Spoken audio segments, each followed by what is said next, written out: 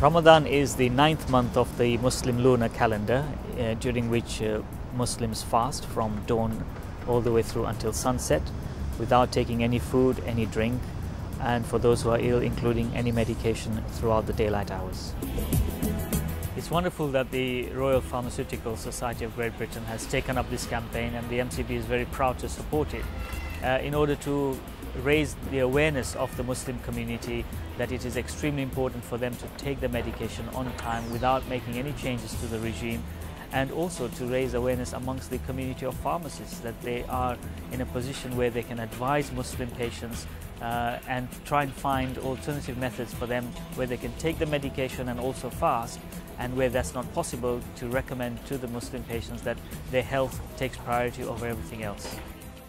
Muslims face a few health challenges during Ramadan. One of them is if they take regular medication, it can be quite important for them to make sure that's managed correctly. For example, if they're taking the medication 2 to 3 times a day, it may be that they stop taking the medication or they alter the medication. The Royal Pharmaceutical Society is encouraging people to take professional advice from their local pharmacist. How many times a day does she take a medication? 2 or 3 times a day. During Ramadan, does she miss some of the For medication? Ramadan, تاكل يوم الدواء ولا؟ لا ما ناكلش don't take any medicine. Okay. We would advise that during Ramadan, the Quran and Islam does give an exemption for people who are ill, okay? So they don't need to fast. If she is on medication, she should see a professional, so she should see a pharmacist. When Ramadan comes, I will be changing the timetable for taking the medication. This is exactly why we're here. First, we don't recommend that you change your medicines without speaking to anybody first, such as a pharmacist.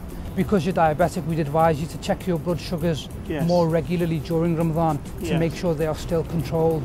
Can you give us an example of what you would have? Just a little bit salad or soup, which is light food, and that's it. You've got a very good example there of what is actually good during Ramadan, keeping it light, having a healthy, balanced diet.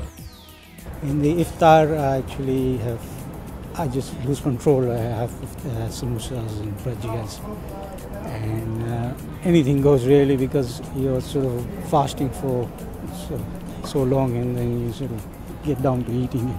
This is what we're trying to advise people, is that obviously when you break your fast, it's very important to keep a balanced diet.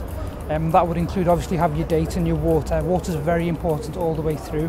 And as well as that, keep your diet as balanced as possible. They're open all hours nowadays. They're open, late into the evening.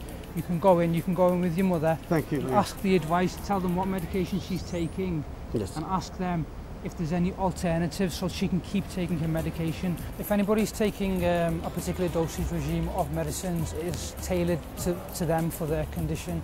Now, if you were to alter that without seeking any advice, potentially you would alter the management of your condition, and you could suffer quite ill health because of that. It's potentially quite dangerous. So obviously the advice is, don't do that. Don't alter any of your medication.